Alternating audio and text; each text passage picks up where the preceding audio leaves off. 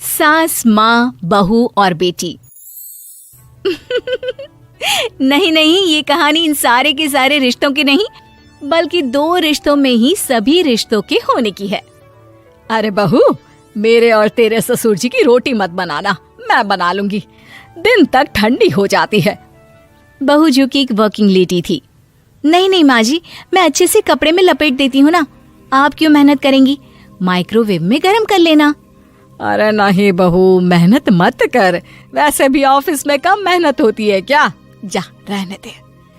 लेकिन बहू मानती नहीं, वो सास ससुर की रोटी बना कर ही जाती है।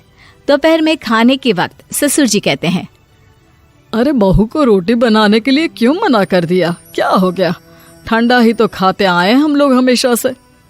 अरे वो क्या है ना, सुबह ऑफिस जाती है, घर का सारा काम करने में वक्त लग जाता है, अरे थकती है वो अलग, तो मैंने सोचा बहाने से ही थोड़ा कम काम करवाऊं। ससुर मुस्कुरा रहे होते हैं। यह तो अच्छा है, बहू को समझना जरूरी है। वक्त बीत रहा था, घर में सब खुश थे कि एक दिन, माँ जी आप शाम को थोड़ा टहलने निकला करें, घर पर रह रहकर हड्डियां जाम होती है, पापा को भी ले जाया करिए, मैं वक्त पर तो आ जाती हूँ। बहू ठीक 5 बजे ऑफिस से घर आ जाती है। फिर चाय नाश्ता बनाकर सास ससुर के साथ बैठती, उन लोगों को सारा दिन का हाल बताती। रात को पति घर आता है। क्या बात है बेटा, ऑफिस से आकर कभी हम लोगों के साथ भी बैठा कर। अरे माँ, दिन रात काम करके मन ही नहीं करता, अगले दिन की फिर तैयारी होती है, आप और पापा ही कमरे में आ जाओ। इससे अच्छी तो बहू है, कितना भी थकी रहे, घर आकर हम लोगों के लिए चाय नाश्ता बनाना, फिर बातें करना। बहू ना होती तो हम बुढ़ा बुढ़िया तो बैठे ही रह जाते। सास और ससुर अब बहू के कहने पर शाम की सैर पर निकलने लगते हैं। सास की कई सहेलियां बनती है तो ससुर को भी कुछ बुजुर्ग लोगों का ग्रुप मिल जाता है। कैसा रहा सहेलियों के साथ शाम का वक्त? हम लोगों ने तो भाई खूब योगा किया। अरे हम लोगों को गप्पों से फुर्सत ही नहीं होती। वैसे मिसेस मल्होत्रा आज बहू के बारे में कुछ बोल रही थी। तभी वहां ऑफिस से बहू आ जाती है जो जींस और टॉप में होती है। क्या बात है माँ, क्या कह रही थी आपकी सहेली आपकी बहू के लिए? सास इस बार बहू को कुछ अलग तरीके से देखती है और उल्टा सवाल ही दाग देती है। क्या कह रही थी वो हटा, ये बता, तेरे ऑफिस में तो मर्द भी काम करते होंगे ना? बहू जो अब तक मजाक कर रही थी वो सीरियस हो जाती है। मर्द होंगे नहीं माँ जी, मर्द ही ज्यादा है, हम 5 ही लड़कियां हैं ऑफिस में। अरे तो अच्छा लगता है क्या ऐसे कपड़े पहनती हो? कल से तुम ना साड़ी पहनकर ऑफिस जाना, और हाँ, शाम का नाश्ता थोड़ा जल्दी बनाया करो, नाश्ता बनाकर बाद में ही ऑफिस के कपड़े चेंज करने जाना।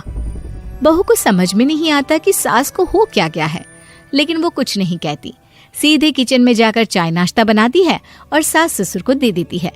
अगले रोज बहू ऑफिस के लिए तैयार होती है तो खूब सुंदर सी साड़ी पहनती है और ऑफिस के लिए निकलने से पहले सास और ससुर के पैर छूती है और निकल जाती है। क्या बात है, आज मेधा के ऑफिस में लग रहा है कोई फंक्शन है। अच्छा, पता नहीं, मुझे तो बताया नहीं, वैसे तो सारी बात करती रहती है। अरे देखा नहीं कैसे साड़ी पहनकर जा रही थी? अरे वो तो मैंने ही बोला है उसे। अरे अच्छा लगता है क्या रोज रोज ऐसे सूट या जींस में जाना? बहू हो, बहू बनकर रहो, और आप भी ना मेधा मेधा मत किया करिए, बहू बोला करिए, सर पर चढ़ जाएगी तो दिक्कत हो जाएगी।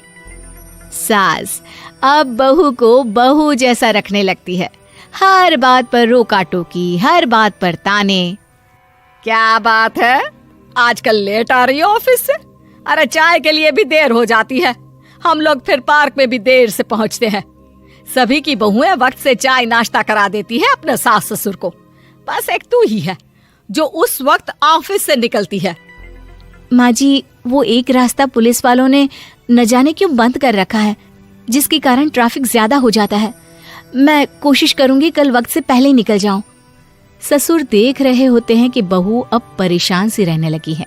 एक रोज, मेधा, बेटी मेधा। जी पिताजी। बेटा देख जरा कौन सी टी शर्ट अच्छी लग रही है। वो क्या है ना, शाम को सब बदल बदल कर टी शर्ट पहनते हैं, मैं भी सोच रहा हूँ कि आज कुछ अच्छा सा पहन कर जाऊं। हाँ पिताजी, ये सही है। ये लाल वाली ना बहुत जचेगी आप पर। मेरे पापा पर भी डार्क रंग बहुत जचता है। क्या चल रहा है? अरे ससुर के सामने घूंघट तो छोड़ो, ऊपर से रंग बताया जा रहा है टी शर्ट का। अरे बहू, कोई संस्कार दिए नहीं है क्या तेरी माँ ने? बहू इस बार बहुत निराश हो जाती है। वो वहां से तुरंत अपने कमरे में चली जाती है। अब बहू घर का सारा काम करती, ऑफिस जाती, लेकिन साड़ी और सर पर पल्ला लेकर। एक बार पड़ोसन उनके घर आती है। वाह सुमित्रा बहन, बहू का तो रूप ही बदल दिया। ठीक किया, बहू बहू जैसी ही अच्छी लगती है। अच्छा चलती हूँ मैं। पड़ोसन के जाने के बाद सास बड़ी अकड़ के साथ कहती है, देखा मेरा कमाल, कैसे मैंने मेधा बहू को कंट्रोल में कर लिया। अब बारी ससुर के बोलने की थी। हाँ सुमित्रा, बिल्कुल ये काम तो किया है तुमने, लेकिन कभी सोचा क्या खो दिया? क्या खो दिया? मैंने तो कुछ नहीं खोया जी। खोया है, पहले बहू जब ऑफिस जाती तुम्हारे पैर छूकर तुम्हें गले लगाती, लेकिन अब सिर्फ पैर छूती है। हाँ जी, ये बात तो आप ठीक बोल रहे हैं। पहले घंटों हम लोगों से बात करती, कमरे में ना जाती, ऑफिस से आते ही खुद की चाय, खाना, नाश्ता सब हम लोगों के साथ करती, सारी बात बताती। लेकिन क्या तुम्हें पता है, बहू की तबीयत खराब चल रही है, वो माँ बनने वाली है। ये बात मुझे बेटे ने बताई कि तुम्हें बता दूं। अब सास की आंख में आंसू थे। वो समझ गई थी कि लोगों के कहने में आकर उसने क्या खो दिया। शाम को बहू घर आती है तो माँ किचन में पकोड़े तल रही होती है। अरे माँ जी, आप रहने दीजिए ना, मैं आ तो रही थी। अरे नहीं, जा तू चेंज कर ले, मैं नाश्ता और चाय टेबल पर ही लगा रही हूँ मेधा। सास के मुंह से अपना नाम सुनकर बहू को बहुत अच्छा लगता है। माँ जी, कोई गलती हो गई है क्या? मेरे होते हुए आप काम करे, ये ठीक नहीं है। संस्कारी और समझदार बहू सास को माँ समझती है, लेकिन सास की बेवकूफी उसे सास ही बनाकर रखती है। बहू, मुझे भी थोड़े संस्कार और समझदार बनने का मौका दे, जिससे मैं भी बहू नहीं बेटी को देखूं तुझ में। और हाँ, मेरा होने वाला पोता क्या कहेगा कि दादी ने तो मेरी माँ को बहुत परेशान किया। बहू सास को गले लगा लेती है। नहीं माँ जी, वो कहेगा कि माँ को तो दादी ने बेटी बनाकर रखा है।